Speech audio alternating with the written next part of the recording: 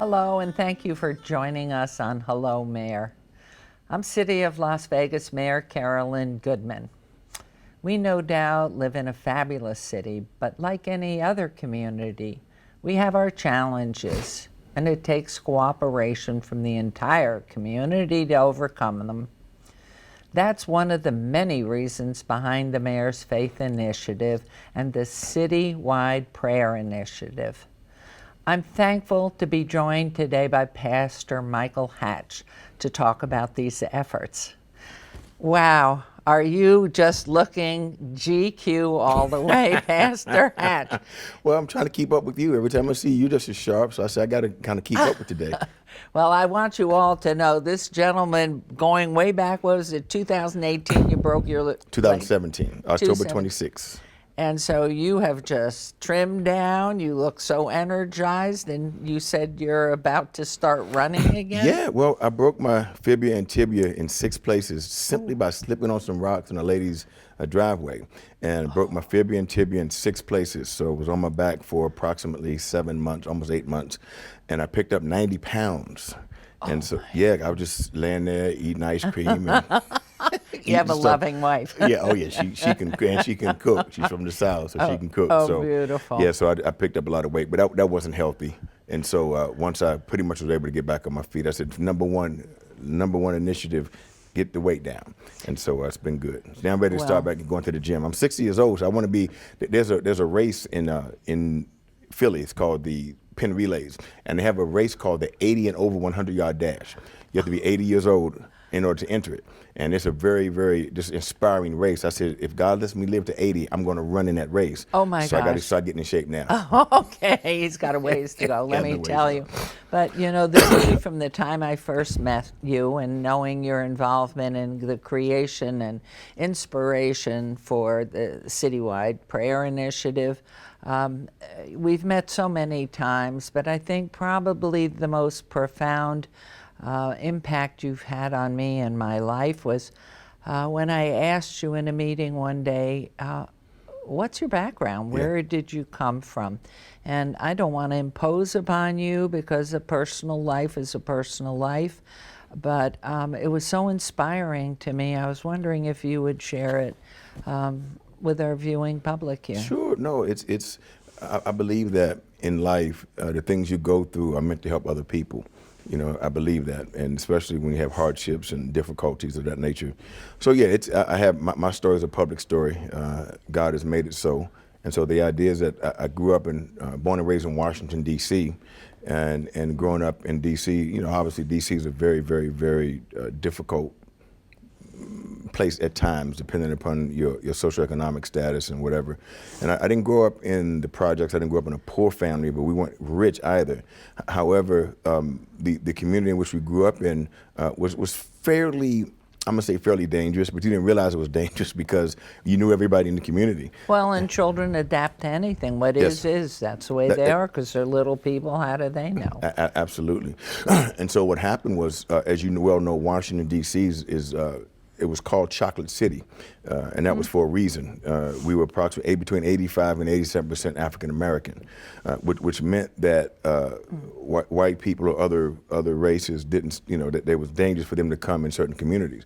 Well, what happened was, where it started when I was 7 years old, my sweet, sweet, sweet grandmother was part of the mafia, the Italian mafia, which was, they had a thing called the Sneaky Pete, which is what we call now the lottery. The lottery was illegal up until, I guess, the 70s or 80s, I believe. And so, but it went on, and my grandmother was one of the collectors for the mafia for what we now call the lottery. And so what would happen is once a month, there would be a white man that would come in our community. His name was Whitehead Billy. And Whitehead Billy was probably about 6'7", always wore all black, and before the mirrored frames became popular, he was wearing mirrored frames back in the 60s. And so when he would drive in a pearl white Cadillac, and he would get out of the car, and everybody in the neighborhood would go outside and look like, what's this white man doing in our neighborhood? Well, he would come to our house, so obviously nobody was going to do anything to him because they knew my family. And he would come in, and he did something that was really profound. Right, this is like 1967, 68. So I was like 7, 8 years old. And what he would do, he would come into the house, pick up the money from my grandmother, because she would do the collecting, the people that were playing the numbers. She would collect the money and then pay him, and he would deliver her a cut. Well, he would come in the house and he would ask, where's Michael and where's Al? My Al is my uncle. We're the same age. Actually, I'm 3 much older than my uncle. My mother and grandmother were pregnant at the same time. And Al and I grew up as brothers as opposed to uncle and nephew. Yeah, so he said, where's Mike and Al? So Mike and Al, we would come running down the steps. So imagine at 7 years old in 1968, 67, 68, he would give us $20. Oh, so imagine $20 in 1967, 68 to a 7, 8-year-old. That was a lot of money. I think the time value of money, the present value of that, future value was like $250, something like that. And I said, wait a minute, y'all. Ain't nothing wrong with white people. White people ain't all that bad. I mean, here's this guy. And so what it did, it started to deal with my heart as far as prejudice was concerned. And that's something that would benefit me later on in life, as you well know now. The spirit of prejudice was broken down in my life at a very, very early age. And so that was significant. But what happened was my mother married a man by the name of Mr. Calhoun. My mother's name is Margaret, married to William Calhoun. And I love the man. To this day, I love him. He's very close. And what happened was when I was 13, 14, they got divorced. They separated. And when they separated, my mother went on and did her thing and, kind of went her own way, and my stepfather went his own way. However, the way that my mother went wasn't the way that I wanted to go. I didn't think it was right at the time. And so I lived by myself. She got me an apartment. And the idea was that, she would come in, she would come by and would live there, whatever, but she never lived there. And so I lived by myself from the age of 14, 15, 16, and 17. In the middle of my about 17 and a half, I moved back home with my mom. She went to, she was with some friends of hers for those years that I just didn't find, desirable to be around. And so I thought it was bad, actually. And so I lived by myself. I lived on my own. And so from 14 to 17, after school, I would go home to an empty home. And then also I had to work because, she didn't take care of the bills. I had to take care of the bills. She would take care of the rent, but we didn't spend one night together for 4 years. And so I would leave school and I would go to work. Well, actually, I'd go to play sports. I just knew I was going to play pro sports. So I went to football practice on football season, baseball practice on baseball season. Then I would go to work. I worked at what's called Tom McCann. It was a shoe store. I remember that. Remember Tom McCann? Yeah, I was a Tom McCann professional. And so I would work after school, and then I'd go home and do my homework, get up the next morning and go to school. And with all that free, so I had nobody, I had no supervision. I had no one around. I did whatever I wanted to do. And so what I realized is that I could have gotten into all kinds of trouble. But what happened was, I believe it was God put it in my mind, or had me focus on being successful. I said, I have to go to college. I have to be successful, and I'm going to play pro sports. And so the things I could have gotten involved in, I believe those boundaries were set in my mind not to do anything that would jeopardize my success or jeopardize me being a pro ball player or jeopardize me being successful. So it kind of kept boundaries around my life, which wound up being pretty well. And so I went to college, got a degree. I wanted to be a real estate lawyer, so I went to college. Originally went to college to play ball, but got my feelings hurt when I thought that I was just the greatest thing since Warren Butter. Went to school in Western Carolina University, transferred to Clarion University. One of the things that was a common thread between the two schools is I knew I wanted to be in real estate. So I was only going to go to a school that offered real estate as a 4-year degree. And so I transferred to Clarion University of Pennsylvania. It was called Clarion State College at the time, Clarion, Pennsylvania. Got my degree in real estate. Long story short, I became a real estate appraiser. And so when I married my first time, I married into a wealthy family.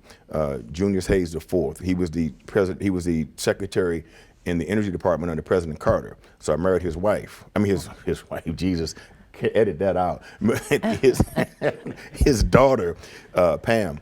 And so she came from a rich background. I came from a middle class background. We had worldview issues. And when the worldview issues surfaced, I didn't know how to navigate the waters of adversity, of relational adversity at that time. And so I wound up starting to do drugs and alcohol, and wound up becoming a actually drug addict, or alcoholic that did drugs. I wasn't a drug addict, but I was an alcoholic that did drugs. And so from that place, I started going downhill and got involved in the Panamanian Mafia. And I wound up doing things that I'm not proud of during that time as far as being, I guess you call it, we call it enforcement.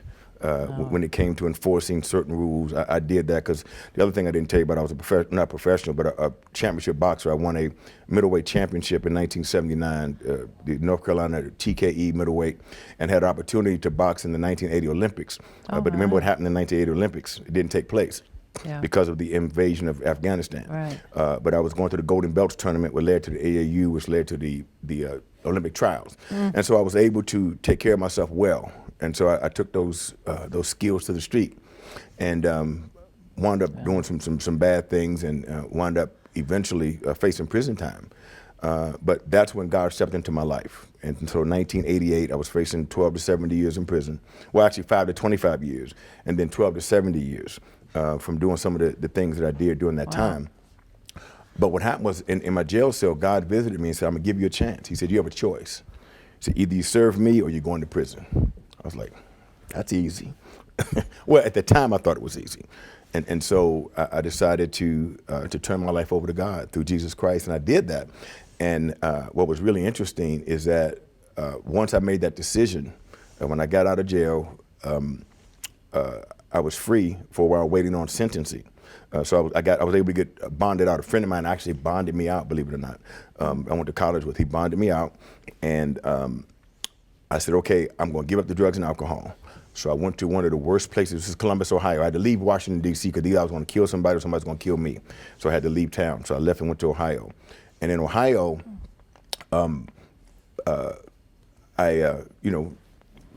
that's where things got out of hand, really out of hand. 'Cause I went to work with some Puerto Ricans there and doing the same kind of stuff. And so when I got bonded out, I said, okay, I'm going to be free. I'm going to get high my last time, get my last drunk on, so I can really try to serve God. So I went to the store and I bought what's called Long Island iced tea. It's a drink that has 5 different liquors in it. I don't know if you ever heard of that one. I have heard of it, but I had no idea. It has 5 different liquors in it. Wow. So I've got a quart of it, not a pint. That could have killed you. But here's the problem. I drank the whole quart and didn't get a buzz, didn't get drunk, didn't get high, didn't get nothing. A quart of Long Island Iced Tea, I'll never forget it. And then I went to the drug place where they sell drugs on a Friday night, and nobody was there. Oh, somebody's the drug market. Watching. That's my point. And so I said, okay, Lord, I give up. And so I go back to sentencing. For the first charge, 5 to 25, the judge gives me probation. The 12 to 70 year sentence, I broke into a judge's house drunk and fell asleep in his front yard in Cincinnati. Mayor Goodman. Yeah, so it was crazy. But anyway, so I break into a judge's house, fall asleep in the yard, and I had all of his jewelry in my pocket, and the police said, "Oh, you from the class of 1943, huh?" I was like, Eventually, so when I was to be sentenced on that charge, the judge, Ralph Winkler, is his name in Cincinnati, Ohio, I'll never forget him. He put everybody out of the courtroom and said, it was myself, it was my attorney, it was the district attorney, it was a court reporter, and it was the bailiff. It was everybody else he kicked out of the courtroom. And he said, Mr. Hatch, he said, I normally sentence people to do what you did to prison time to the maximum sentence. He said, I'm gonna sentence you to 3 years in prison. So I said, okay. Because when you're walking around not knowing what your sentence is gonna be, it's depressing because you know you're going to prison. I dare say. Yeah, so he said, Mr. Hatch, I sentence you to 3 years in prison. He says, but I suspended all for probation. It was miraculous. It was absolutely miraculous. And I knew at that time God's hand was on my life. And so that was the final disposition wasn't until 1991, 92.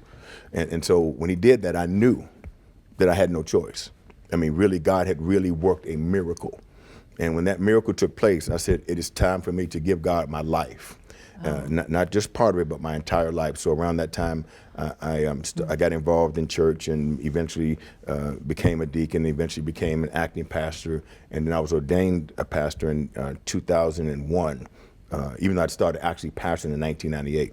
And God has just worked a miracle throughout all the troubles and trials and painful times. I think my teenage years were the most painful.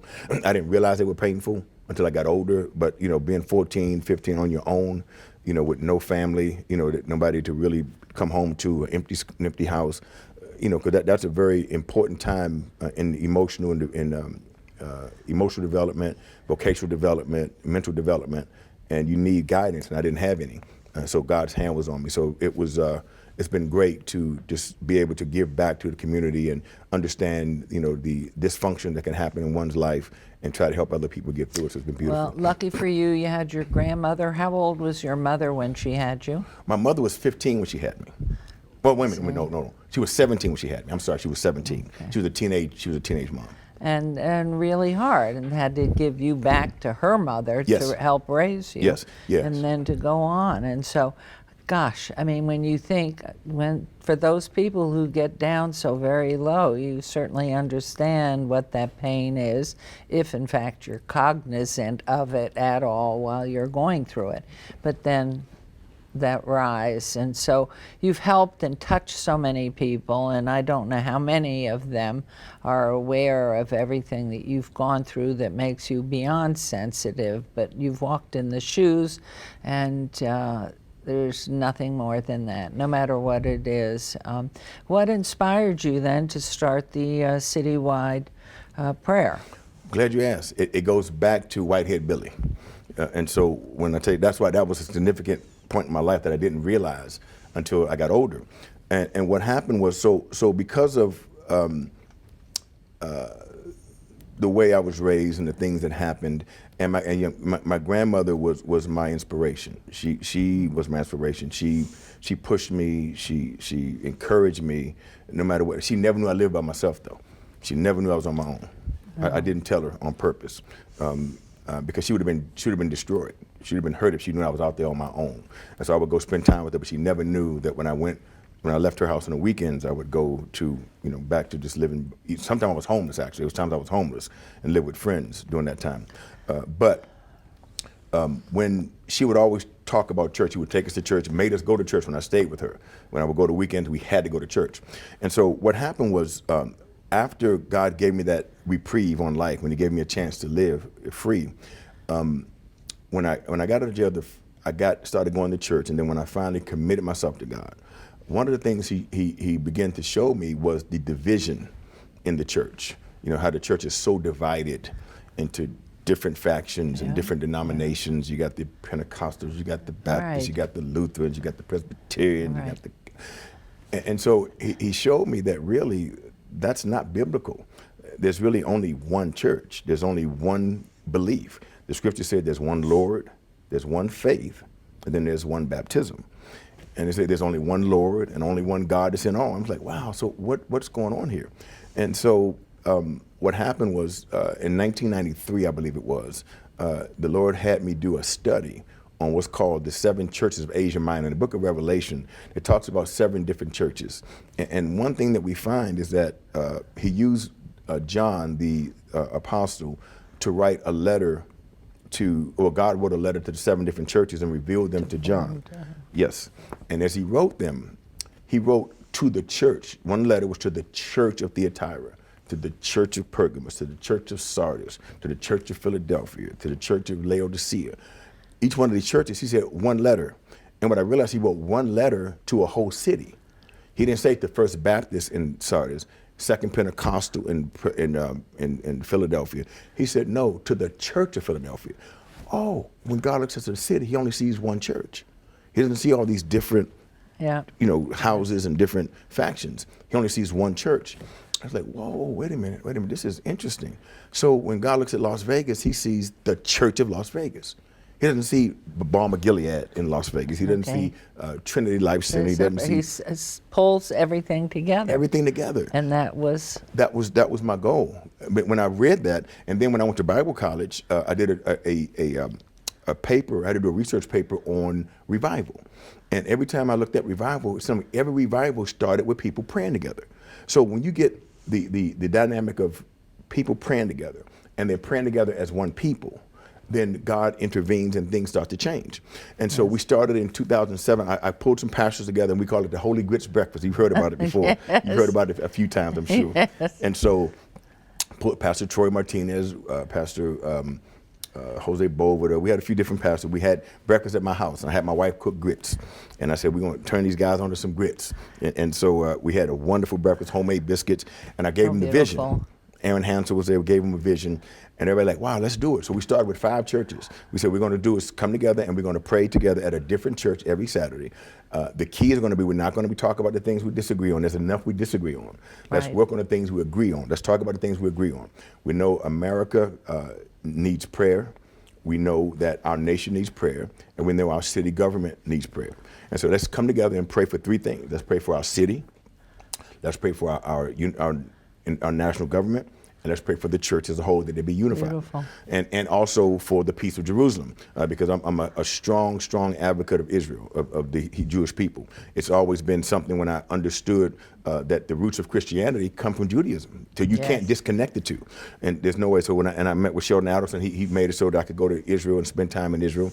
And so that's one of the things that I think that is very, very important, because without the ally of Israel, America's in trouble, because God made a promise to the Jewish leader Abraham, the Hebrew leader Abraham, and told him, whoever blesses you will be blessed, whoever curses you will be cursed.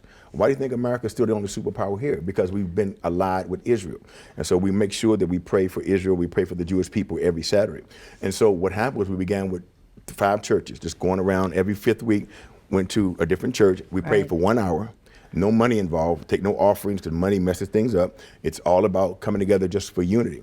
And so as people begin to hear about it, for their first pastors were like, well, I don't want to have nothing to do with it. I don't believe, because they thought I had an agenda. I do have an agenda. It's unity. My agenda is to bring the churches of God together the way I read about it in the Bible.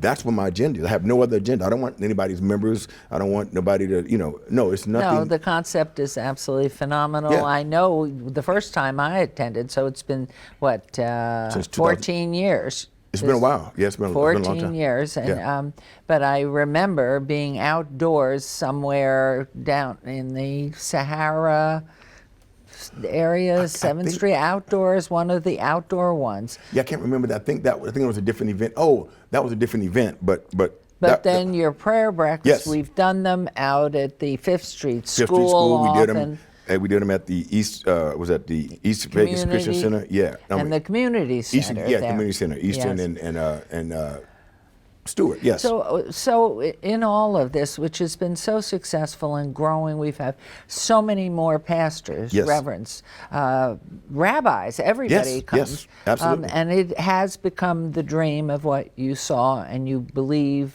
that what has been asked of you to do. Yes. Pull everybody together in prayer. What do you think about young people today? How are we going to get more and more young people back into belief and to involvement in their faiths? I believe it's intentionality on the part of the leaders of the church now. Succession. Notice the root word of succession, success. Yes. So without succession, you don't have success. And so it has to be intentionality on the heart and mind of the current leadership as we get. I'm 60 years old. I'm probably not going to live another 60 years.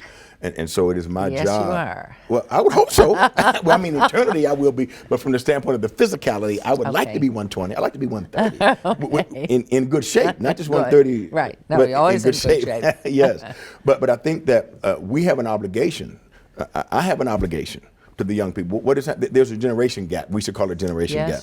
Yes. And so, but the idea is that the way I've seen the generation gap handled is not good, where a lot of the baby boomers, we look at the millennials and say, oh, they're just so weird, they're so out of place. And it's like, when we were young, our parents said the same thing about us. Right. And I think we forget that, the things that stimulate young people now are way different than what stimulated us as young people. But even in that, it's still relative because of the fact that when we were younger, our parents thought we were crazy. That's the truth. They did. It's all generational. It's all generational, relative to times. And so we didn't have an internet. We didn't have cell phones. Right. We didn't have access to information. And I think that's the biggest concern, because I really do think life is so much richer and so much more giving if you have faith. Yes. And so so many of the young people don't seem to have time to do this, regardless of their parents saying, come on, we're going in for services, whatever your service is. And so I'm just very hopeful as you move forward. And of course, we have the Mayor's Faith Initiative as well, coupled in with you, that we can really figure out how we're going to strengthen the younger person to get involved and be part of all of it and be part of the conversation, to learn from those who give the sermons and teach us. And so how do you do that? Well, so here's what I have found. What I have found is that if you want to talk to a fisherman, go fishing with him. Yes. If you want to have, if you want to go with a hunter, you want to get to know a hunter, go hunting with him. And so what I have found is that whatever the young people's interest is, I will get in and do it with them. Because in other words, if you don't do it with them, if you're doing something, young people are not sitting around looking at Barney anymore. Sitting around television and watching television old shows. They're on video games. They're out well, playing how did ball. they get a hold of you? Let's say, to me, you're an inspiration, and having known you these years, I think you're like, pardon the comparison here, but you're like flypaper. And once somebody has an opportunity to talk with you, how do you invite a young teenager who may have lived pieces of life like you have lived? How do they get in touch with you? How do they have a conversation? Well, how can they do it? Yeah, well, so what happens is, we like right now we're doing a big initiative with Metro and the Las Vegas Golden Knights. We're having field hockey every Tuesday from 4 o'clock to 5 o'clock. Where my church is at the corner of Twain and Swenson.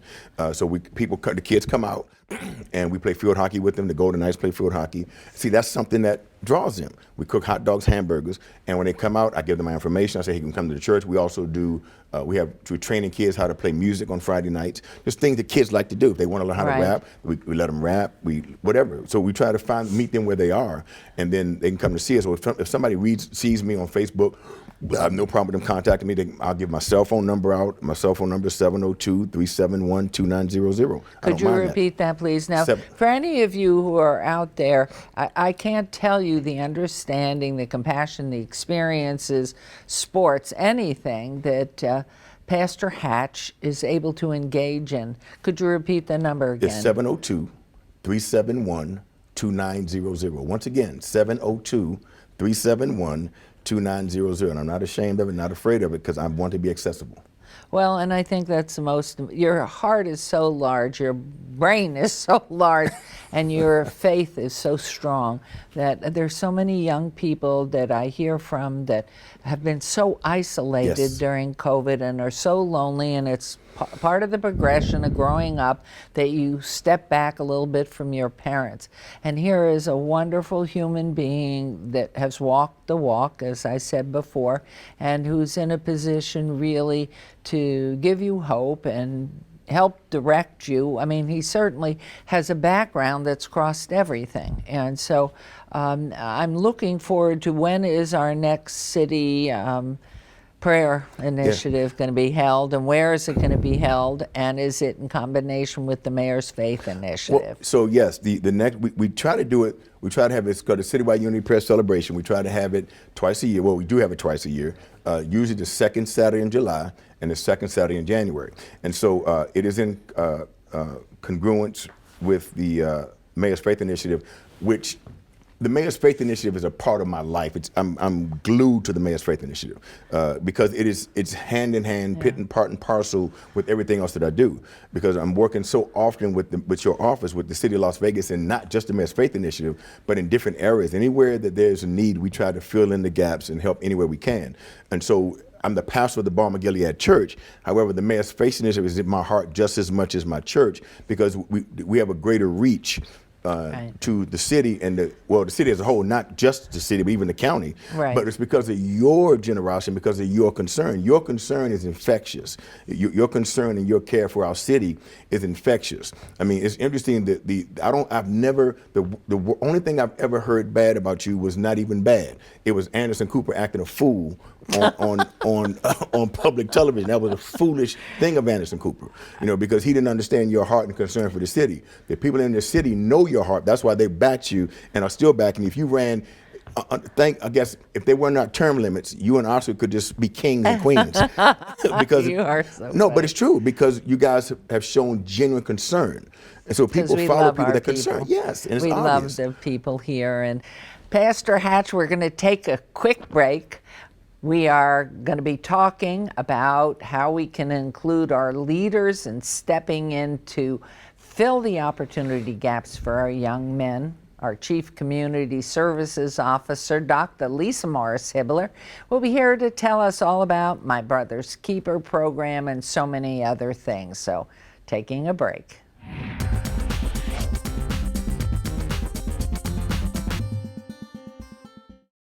Touchdown! Did you see that? Whoa, we scored? Yeah, we scored. We're going to the playoffs.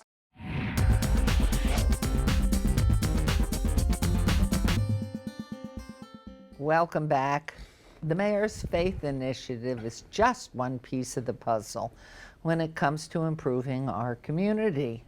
I'm so happy that Dr. Lisa Morris Hibbler could join us today to talk more about the Mayor's Faith Initiative, as well as My Brother's Keeper. Welcome. Thank you, Welcome, Mayor. Dr. Thank you. Hibbler, Head of Community Services, our Chief of Community Services, looking fabulous. A chameleon, I want you to know. Every time I see her, she looks totally different. She's either in a dress and heels and a new hairdo, or now here she is just, well, perfect match. You are so magnificent. I must have given an instruction that wear black, and here I am wearing red. Terrible. Anyway, welcome. Thank you, Mayor. Thank you for joining us. And you know me, I just love our viewers to be able to learn a little bit about your background. Are you born and raised here? Tell us a little bit about your background, your education, and family. Well, you know, Mayor, I moved here in '94 from California to attend UNLV. Thank heavens. And I've been with the city for almost 25 years. And I came in as a management analyst 1 and worked my way up. And it's been a remarkable career. It's like a second family. And I've enjoyed every moment of it because the city values are aligned with my personal values. And so really being able to work with the community, address community needs, be responsive, listen, I think that's really, really important. And as you know, we are a very diverse community. And so, you know, I know the community that we are today and where we want to go in the future is really all about those authentic relationships. And that's been a part of what I've been able to do. And when you started off here as an analyst, what were you analyzing? So I started off in an office called Federal, State, and Local Initiatives, and at that time we were really working around youth, and you know, that is a passion of mine.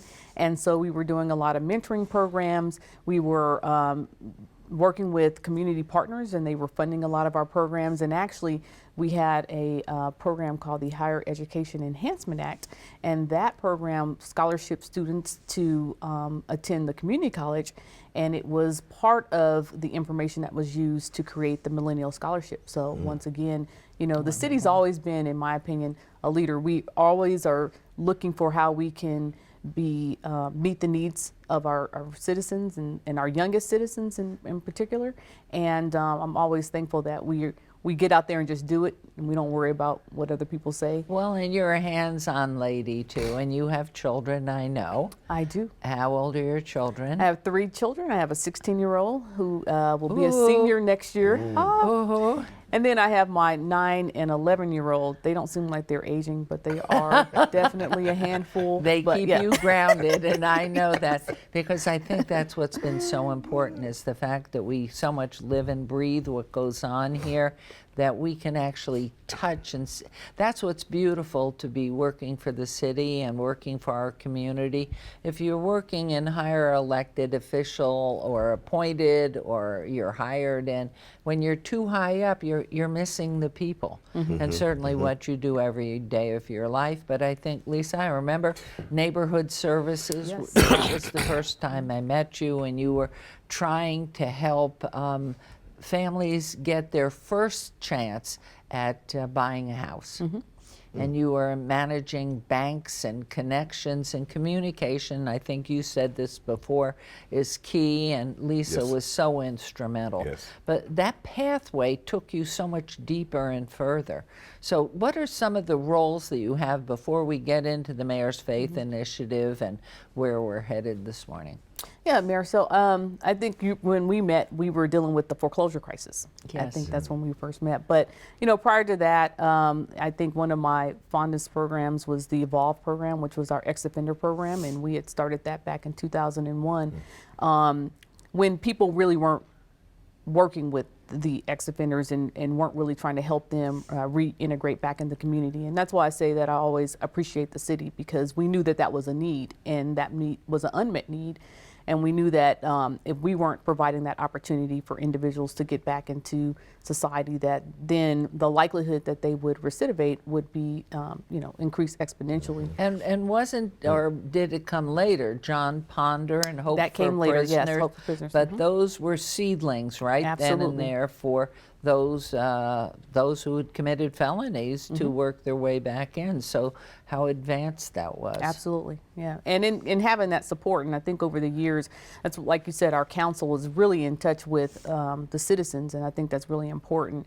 And as a mother, and a resident of the city of Las Vegas, I want to make sure that people have the same opportunities that my children have, and so And that's been important. SafeKey, you've been so involved in SafeKey, Yep. which is another avenue through the city and county. Actually, all Southern Nevada participates, correct? Correct, it is. And a lot of people don't know that the local jurisdictions operate SafeKey, and we've been fortunate that our SafeKey program has really expanded into an after-school educational enrichment program, and that was a lot based on your leadership and the leadership of the City Council, and that we offer reading, and we offer the Ozobots, which is coding for kids. Kids, they just are sponges, right? They don't even know what they're doing, but they just know they're having fun when they're doing it. But we wanted to make sure that they were learning, and so that's something that's important when you have over 75 sites. That's 75 different opportunities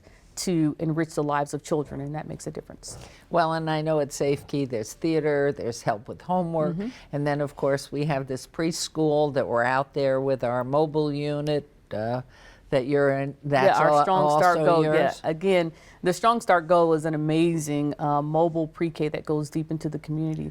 And when we were first talking about how to bring education closer to children, we started with our brick and mortar sites. And I remember having a conversation with the mayor, and she said, we've got to get deep into the community. We got to go where the people are. And I thought, okay, well, all right, that sounds great, Mayor. And we started just brainstorming this mobile unit. And then we, did research and pulled together a great team within the city. And, voila, we had our first mobile pre-K. Now we're on our second. And under the leadership of Dr. Tammy Mallers, the Director of Youth Development and Social Innovation, they're working on a third. But it's been very, very successful. And rewarding. I mean, it's all about the people. Everything isn't about things. It's about people and the touch. And of course, as children start life. So how did you connect with Pastor Hatch and the citywide initiative? And then how did you connect into the mayor's prayer? Yeah, so for me, my involvement with the Mayor's Faith Initiative actually dates back over 2 decades. So under the leadership of former Mr. Mayor, we think we used to call it the city, Community and Faith Council. Yes. And when you came into office, we talked about, let's take it to another level. Right. And we were able to do that with your support. And I think the important part about the Mayor's Faith Initiative, again, I go back to those authentic relationships. People, the faith community has always been a community safety net.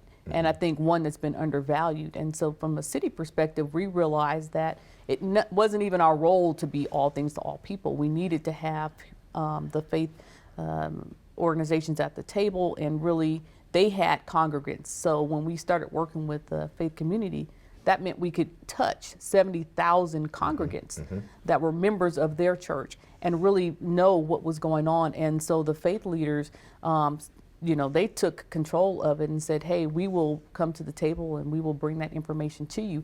From a city perspective, we're really the backbone, right? We're kind of in the shadow. Right. We are just providing the vehicle for the pastors to continue to do the great work, but to also let us know what they're seeing on the ground so that we can work together to address those issues, and that's been a great partnership. Well, and it takes me to another place that I'm going to jump to because I really think it's so significant.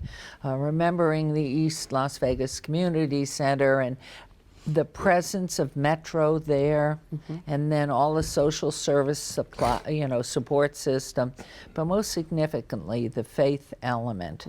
And as we moved forward and the race issue became so significant because of issues that were occurring around the country. And to me, every time there is bad, hopefully, you can make good out of it. And the most important thing, it's not the pointing and the accusations and punishment as it is, what have we learned? And so I'd like to hear, Pastor, and you mentioned before about how this bonding of groups, the city, Metro, everything, if you just speak to that, and race relations, Sure. what you think. Well, I think it all kind of, it goes back to when I talked about the unity of the church in my mind. That's where it started in my mind. But what happened is, and you were more instrumental in it than you realized, because when you pulled the faith leaders together in 2012 at the East Vegas Community Center in order to try to say, look, let's address the main issues. I mean, we had a macro view, and we brought it down to a micro view, to where we came to 7 different work groups. That was your initiative. You're the one that said we need to govern the city better. We want to be more effective. Right. And so we started with like 250, I think, at that big meeting, and we determined we actually had facilitators at each table. I mean, it was major in order to bring some ideas to what we would do to be the most successful and most effective way to deal with the issues, the problems of our society and in our city. And that's where it started. So in my mind, the connection was this, is that there's 3 levels of authority in all society. Number 1 is law enforcement authority. Number 2 is government authority. Number 3 is spiritual authority. And so law enforcement has its authority. When they say put your hands up, you put your hands up. And they carry a weapon to back that up, to solidify that. Right. Government has authority. Government makes rules, makes laws. Government has authority given by God, police by God. And then spiritual authority, which is the church, where the church has spiritual authority and it's recognized. Now, the key is that when all 3 of those authorities work together, then what happens is you have a utopia in a certain sense, from the standpoint of being able to administrate justice, being able to administrate love, to administrate good laws. And all that working together, it's to the point where when someone's wrong and their conscience bothers them, they'll submit to all authority. And so the thing is that when all 3 of those authorities work together, it works on someone's conscience, because they know you have authority in government, you have authority in government, police have authority, spiritual authority, and it has an effect on a person's heart. And when people's hearts submit to what's right, you have a better society. So what has happened here in Las Vegas is that surely racism will always exist. It will never not exist, because there's inherent bias that's inside of everyone. And so it's something that you learn. I saw up on Craig Road, there was a billboard up probably 20 years ago.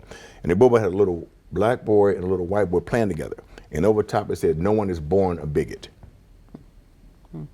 No one is born a bigot. It's learned behavior. Yes, it is. And so because it's learned behavior, it's something that, if we start in the homes and in the public sector, the public forums, showing unity and oneness, it will affect those that grow up. Some have grown up like that, and some have not.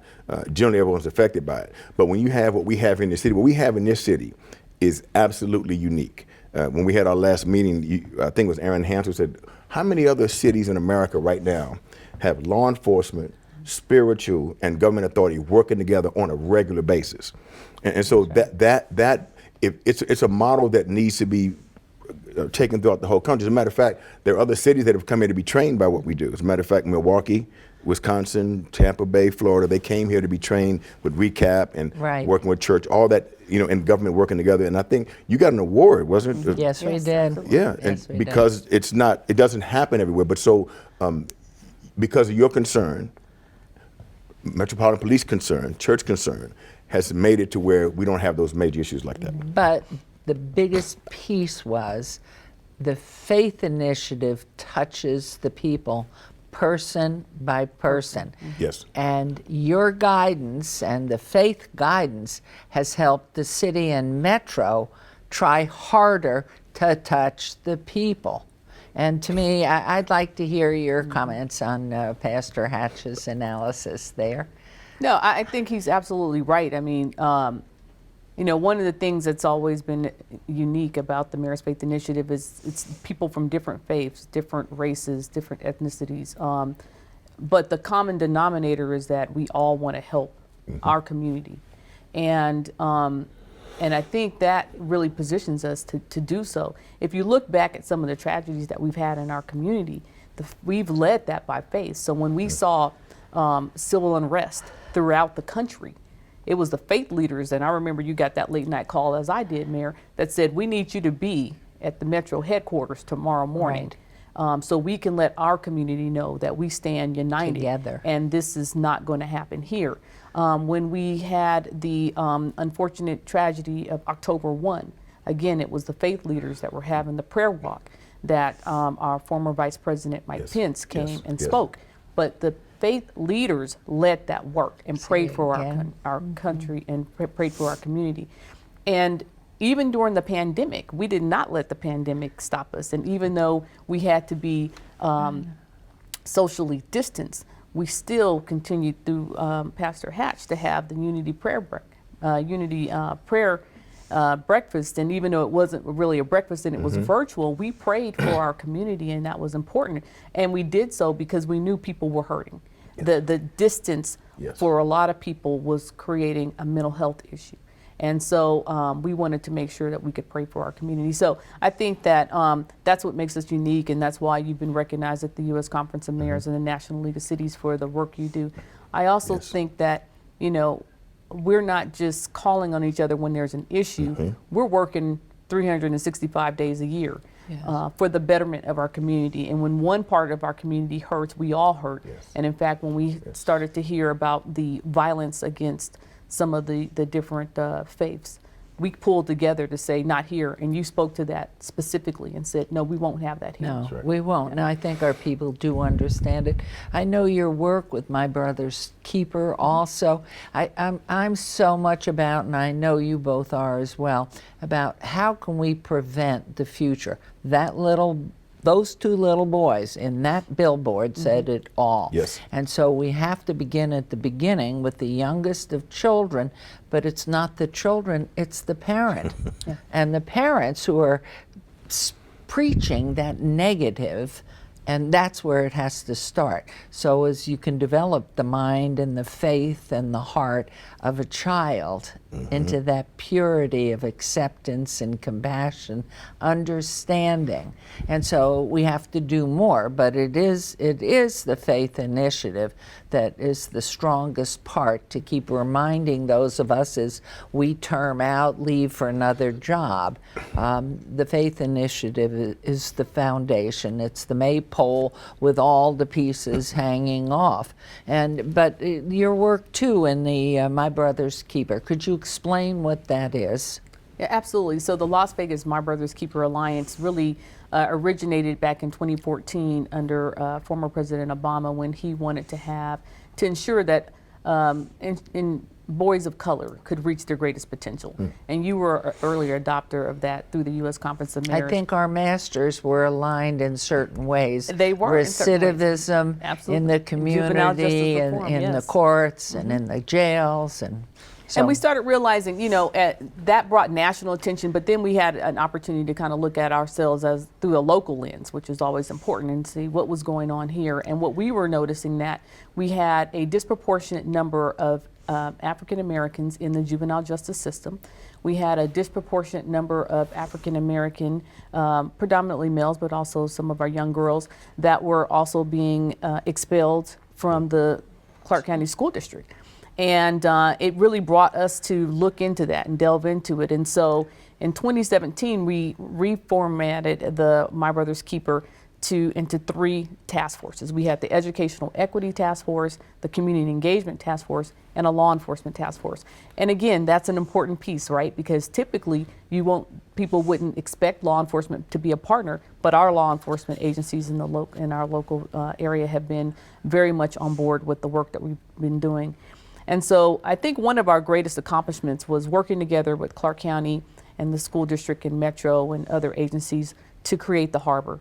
I talk about the harbor all the time, and the harbor is a resource for families at no cost who may need some help with their children, who may just be experiencing some challenges and don't know where else to turn.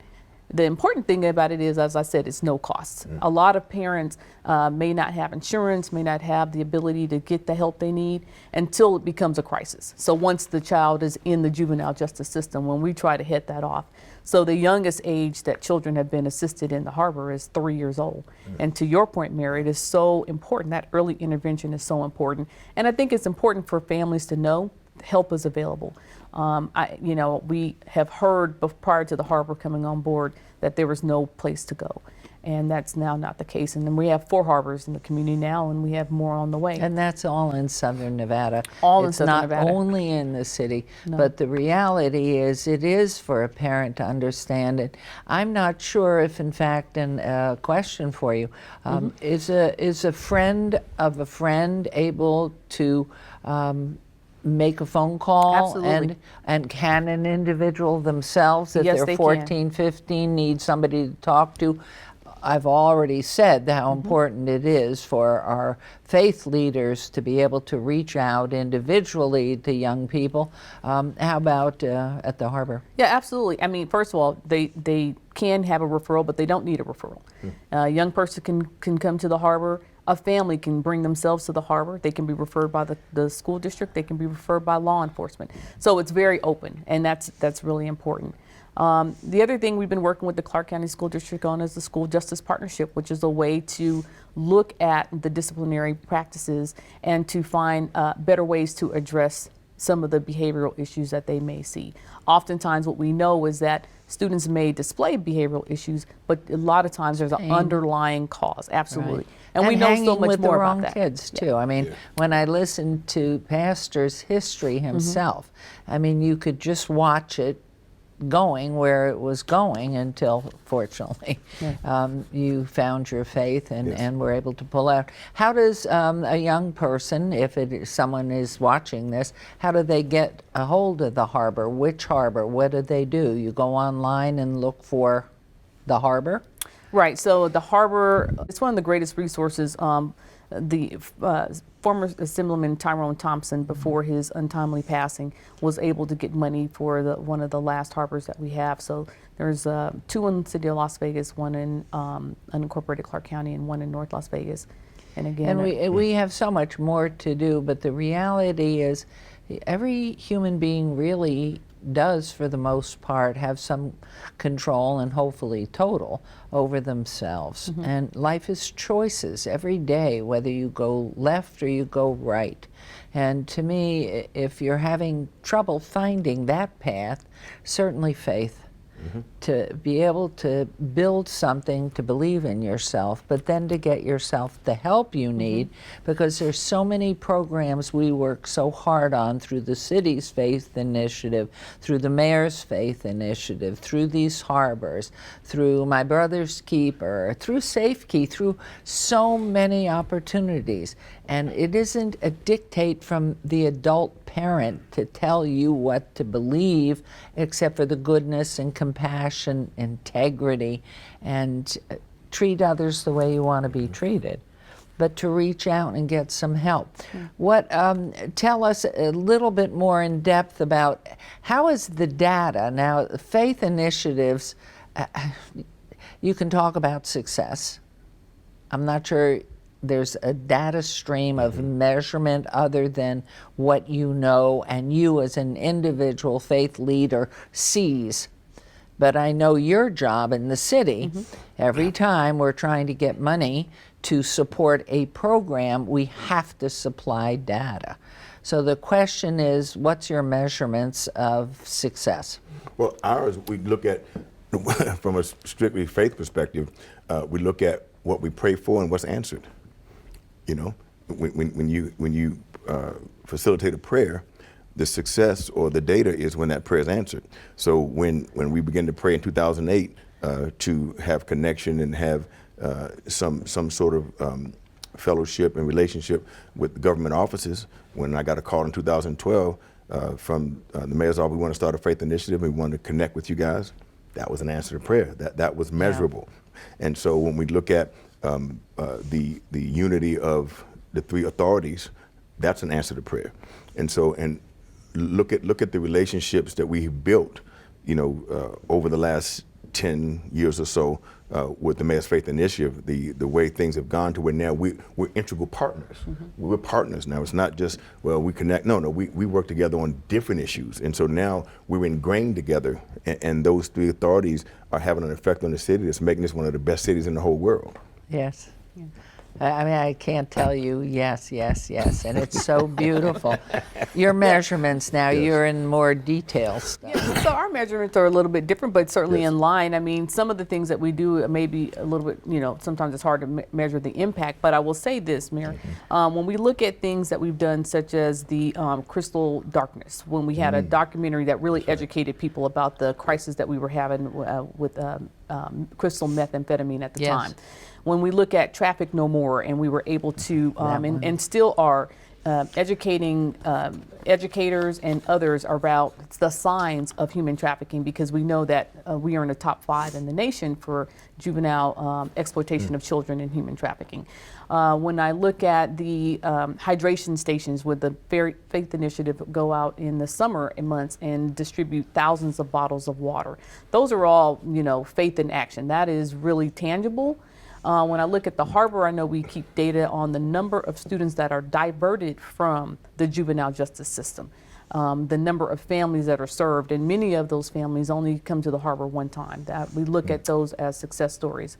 But I hope that what people hear is that everyone can play a role. Everyone can make a difference. Yes. And there's a way for everyone to plug in. And that's why when you look at the Mayor's Faith Initiative, when you look at My Brother's Keeper, you can see that no matter where you are, if you're law enforcement, if you're a community partner, if you're just an individual, there's a seat at the table for you. And that is what makes our community stronger.